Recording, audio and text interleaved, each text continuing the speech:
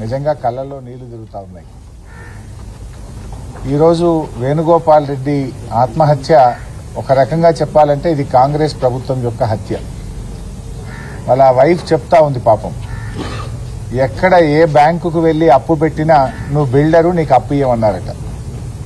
ఒకప్పుడు బిల్డర్ అంటే లైన్లు కట్టి క్యూలు కట్టి అప్పులు ఇచ్చిన బ్యాంకులు 14 నెలల కాంగ్రెస్ ప్రభుత్వ పరిపాలన పుణ్యమాని బిల్డర్ అంటే అప్పు పుట్టని పరిస్థితి వచ్చింది.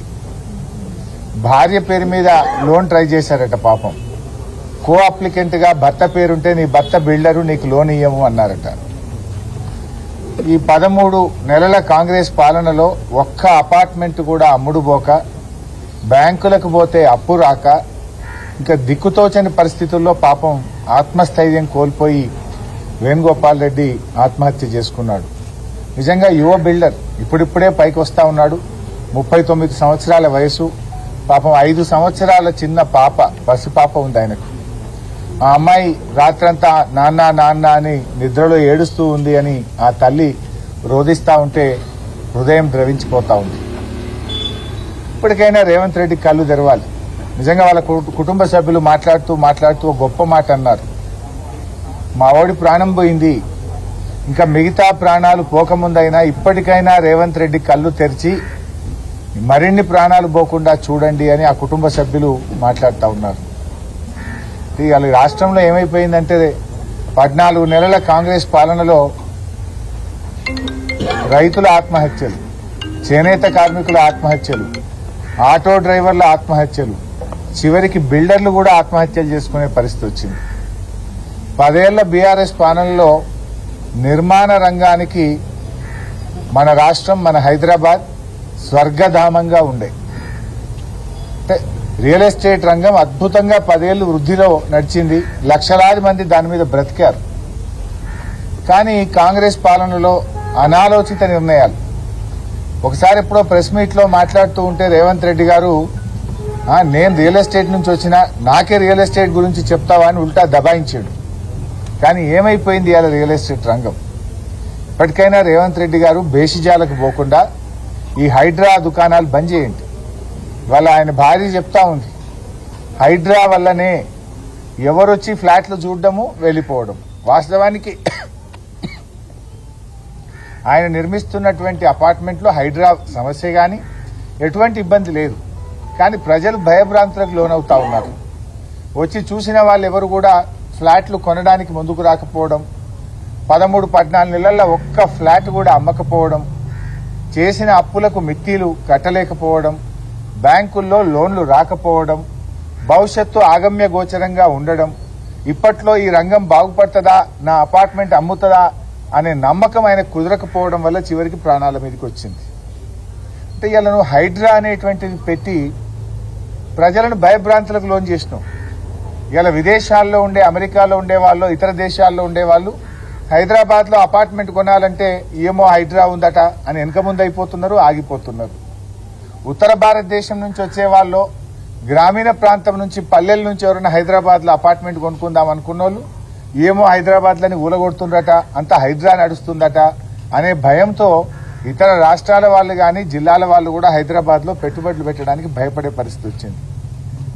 ఇవాళ వేణుగోపాల్ రెడ్డి లాగా మరో చిన్న బిల్డర్లు పాపం కష్టపడి అప్పులు తెచ్చి 10 మందికి ఉపాధి కల్పిస్తూ తమ కాళ్ల మీద తాము నిలబడుతున్నారు. ప్రభుత్వాన్ని ₹1 అప్పడగలే, ప్రభుత్వాన్ని ఏం గ్రాంట్ అడగలే, వాళ్ళు బతుకుతూ 10 మందిని బతికిస్తా ఉన్నారు. ఇవాళ అటువంటి వాళ్లకు ప్రాణం మీద తెచ్చినావు నువ్వు అన్ని తప్పుడు నిర్ణయాలు. రాగానే హైడ్రా అంటివి, పర్మిషన్లున్న ఇల్లు కూడా కూలగొట్టినావు కదా. తర్వాత హైకోర్టు మొట్టికాయలు వేసినాక, చేతులు గాలినాక ఆకులు పట్టుకున్నట్టు లేలే ఇప్పుడు పర్మిషన్లు ఉన్నాయి కూలగొట్ట అంటివి. కొట్టిన వాళ్ళ సంగతి ఏంది? ఇంకా కూడా రోజు టీవీ పెడితే ఆడిన్లు కూలగొడుతుండ్రు, ఈడ ఇల్లు కూలగొడుతుండ్రు అంటే ఒక నెగటివ్ ఇమేజ్ ఇస్తా ఉన్నావు. దాంతో ఏమైపోయిందంటే ఆ పాజిటివ్ ఎన్విరాన్మెంటే రాష్ట్రంలో రాకుండా పోయింది. అటు మూసీలో పోతివి, పేదల ఇల్లు కూలగొట్టే ప్రయత్నం చేస్తుంది. రాగానే మెట్రో రైలు రద్దంటివి, ఫార్మా సిటీ రద్దంటివి, 10 గంటలకే హైదరాబాద్ లో దుకాన్లు బంద్ చేయమంటివి. అన్ని ఆగమాగం నిర్ణయాలు, అనాలోచితమైన నిర్ణయాలు. దీని ద్వారా ఇలా ఆ పాజిటివిటీ అనేది రాష్ట్రంలో లోపించింది. ఇలా మార్కెట్ మొత్తం కూడా ఆగమైపోయింది. ఇవాళ జిల్లాల్లో కూడా అసలు ప్లాట్లు అమ్ముతలేవని, అపార్ట్మెంట్లు అమ్ముతలేవని, గేటెడ్ కమ్యూనిటీలు అమ్ముతలేవని, పిల్లల పెళ్లిళ్ళు ఉన్నాయి, పిల్లలు అమెరికా పోవాలి, ఏదైనా ఆపద పడ్డది, దవాఖాన ఉన్నది, అమ్ముకుందాం ఒక ప్లాట్ అంటే కూడా అమ్ముకోనటువంటి దయనీయమైన పరిస్థితి రాష్ట్రంలో వచ్చింది. 10 ఏళ్లలో కేసీఆర్ గారేమో హైదరాబాద్ అంటే దేశం మొత్తం హైదరాబాద్ దిక్కు చూసింది. ఉత్తర భారతదేశం వాళ్ళు వచ్చి హైదరాబాద్ లో ఇన్వెస్ట్మెంట్ చేశారు. విదేశాల నుంచి హైదరాబాద్ కి ఇన్వెస్ట్మెంట్స్ వచ్చాయి. కానీ మీరు వచ్చిన తర్వాత హైదరాబాద్ నుంచే బిల్డర్లు బెంగళూరు పోతున్నారు, బాంబే పోతున్నారు, నోయిడా పోతున్నారు. హైదరాబాద్ నుంచి బయటకు పోయే పరిస్థితి తెచ్చావు. మరి అలా ఈ వేణుగోపాల్ రెడ్డి గారి కుటుంబాన్ని ఎట్లా ఆదుకుంటారు? నేను ప్రభుత్వాన్ని, మరి బిల్డర్స్ అసోసియేషన్ కూడా విజ్ఞప్తి చేస్తా ఉన్నా. ఇది మీ బాధ్యత కూడా. మీ తోటి బిల్డర్ చనిపోయినప్పుడు బిల్డర్స్ అసోసియేషన్ మొత్తం కూడా ఆ కుటుంబానికి అండగా నిలబడి ఆ చిన్న పాపను, ఆ కుటుంబాన్ని నిలబెట్టాలని చెప్పి మన తెలంగాణ బిల్డర్స్ అసోసియేషన్స్ ను నేను కోరుతా ఉన్నా. ఇక 2 అసోసియేషన్స్ ఉన్నట్టున్నాయి. ఇద్దరు కూడా ముందుకు రావాలి, స్పందించాలి, ఈ కుటుంబాన్ని ఆదుకోవాలి. మరే బిల్డర్ కూడా ఇటువంటి పరిస్థితి రాకుండా అందరూ కలిసి ఈ సమస్యని పరిష్కరించుకోవాల్సిన అవసరం ఉంది. రేవంత్ రెడ్డి గారు కూడా ఆత్మవిమర్శ చేసుకుని రియల్ ఎస్టేట్ అంటే నాకు బాగా తెలిసిన మాటల్లో చెప్పడం కాదు, మీరు వచ్చి వేణుగోపాల్ రెడ్డి గారి కుటుంబాన్ని పరామర్శించండి, ఆ ఫ్యామిలీ మెంబర్స్ తో మాట్లాడండి, వాళ్ళకి ఏం కష్టం జరిగిందో అర్థం చేసుకోండి.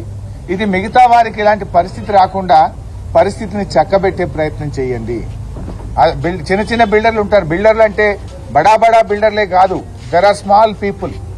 వేణుగోపాల్ రెడ్డి వాళ్ళు చాలా చిన్న వాళ్ళు ఉంటారు.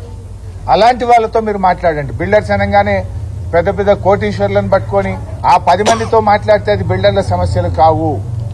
చాలా మంది కూడా రెక్కాడితే డొక్కాడే వాళ్ళు స్వయం ఉపాధితో వాళ్ళ కాళ్ళ మీద వాళ్ళు నిలబడుతూ చిన్న చిన్న అపార్ట్మెంట్ లో చిన్న చిన్న ఇండ్లు కడుతూ అమ్మే వాళ్ళు ఉంటారు. ఇలా వాళ్ళ పరిస్థితి దయనీయంగా ఉంది. ఆలోచించండి వాళ్ళ గురించి. హెచ్ఎండిఏలో అనుమతులు ఎందుకు ఆలస్యం అవుతున్నాయి? జీహెచ్ఎంసీలో అనుమతులు ఎందుకు ఆలస్యం అవుతున్నాయి?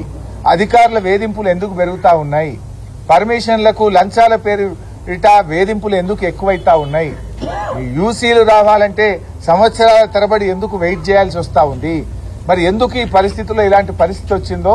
మీరే మున్సిపల్ మంత్రిగా ఉన్నారు, మీరే ముఖ్యమంత్రిగా ఉన్నారు, ఇప్పటికైనా చొరవ చూపండి.